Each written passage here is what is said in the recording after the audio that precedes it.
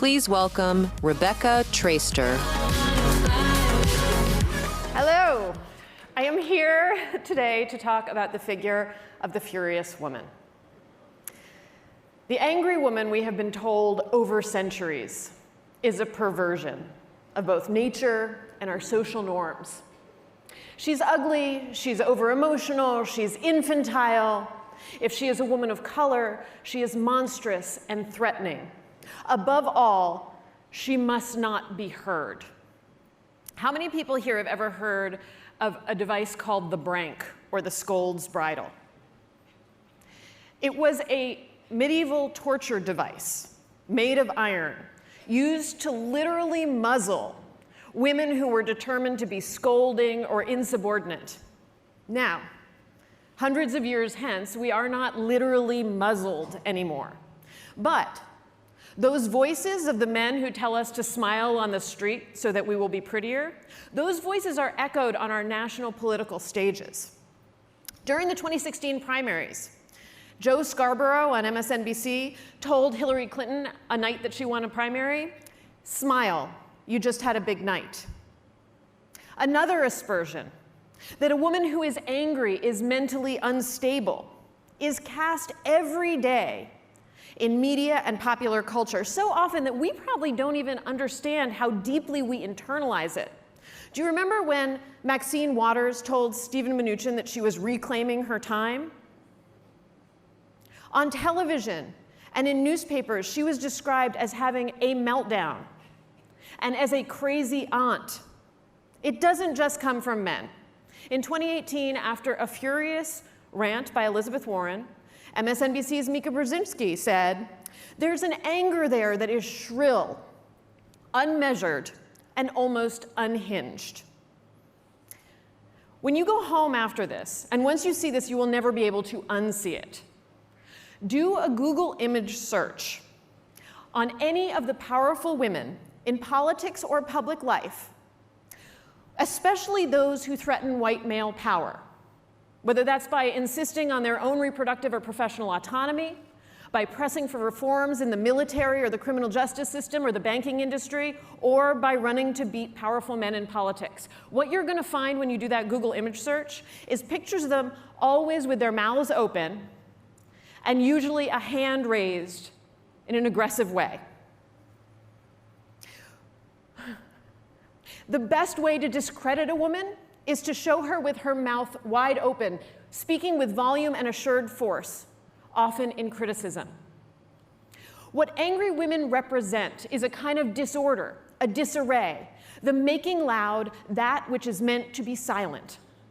Think about how during the hashtag Me Too movement, one of the great revelations was about the systemic use of NDAs, non-disclosure agreements, which paid harassment claimants in exchange for their silence. I recently read of one woman's description of accepting the terms of her NDA as being like having her tongue cut out. The powerful are quite simply driven to silence the voices of the less powerful, especially if those voices might in any way imperil their authority. And they're not wrong.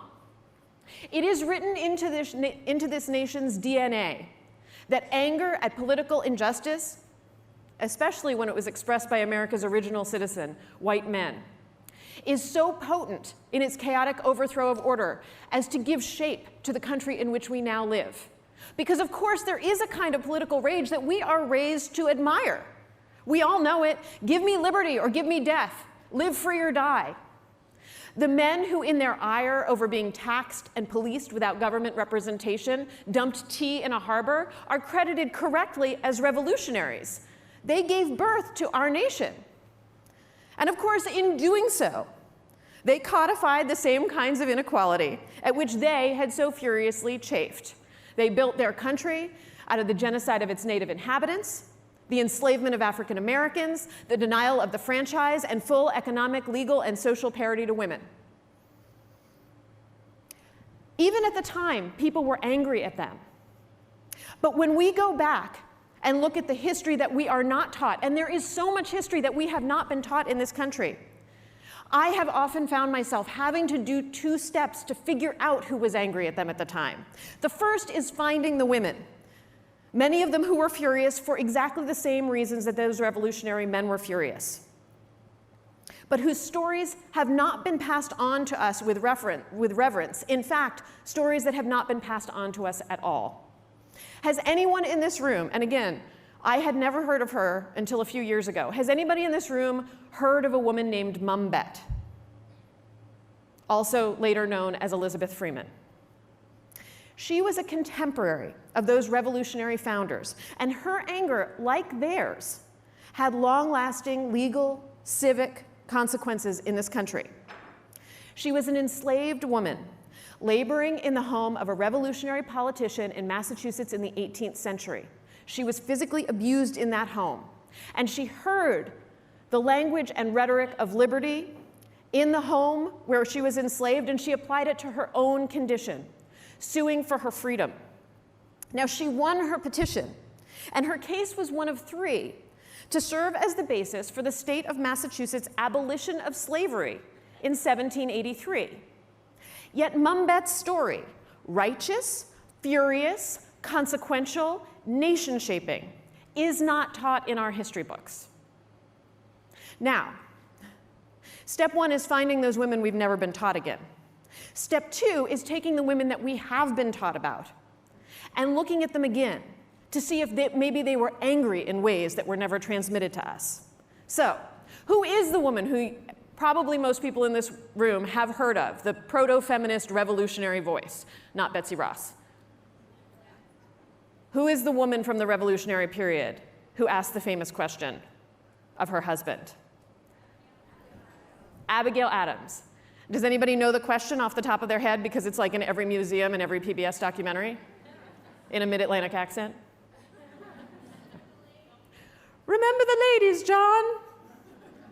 Which is, by the way, like a really low bar request. But here's the crazy thing, the thing we're not taught, even when we are taught about the women like Abigail Adams.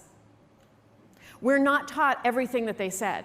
Because in the same letter in which she asked her husband to remember the ladies, she also observed all men would be tyrants if they could.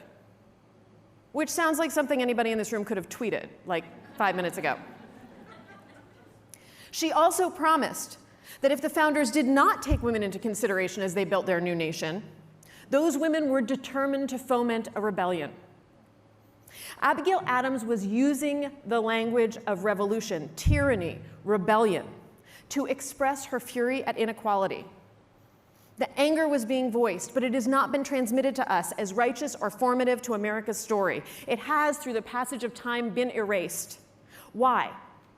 Because those in power recognize women's dissenting fury to be as potentially powerful and consequential as the anger of their revolutionary forebears. The assessment is not wrong.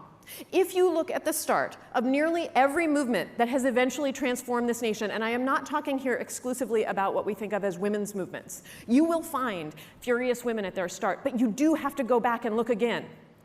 Think about the labor movement. How are we taught to think about the labor movement? As being about Teamsters and coal miners and air traffic controllers. And that's all true. But did you know that some of the first walkouts in this country and one of the first labor unions in this country was formed by women, young girls working in the Lowell textile mills in the 1830s? Black washerwomen went out on strike in Atlanta in 1881 and brought the economy of their city to a halt. And it was a 23-year-old immigrant named Clara Lemlich, who in 1909 called for a general strike of garment workers in response to dangerous working conditions, eventually leading a walkout of 20,000 people. Women talking to each other about what they're angry about and how they might work together to change it, have the ability to pressure governments, remake legislation, determine elections, and change systems. So what I would ask you to do here today is start to think about anger differently. Not as an obstructive or embarrassing thing that you have to clear out of your head so you can think clearly.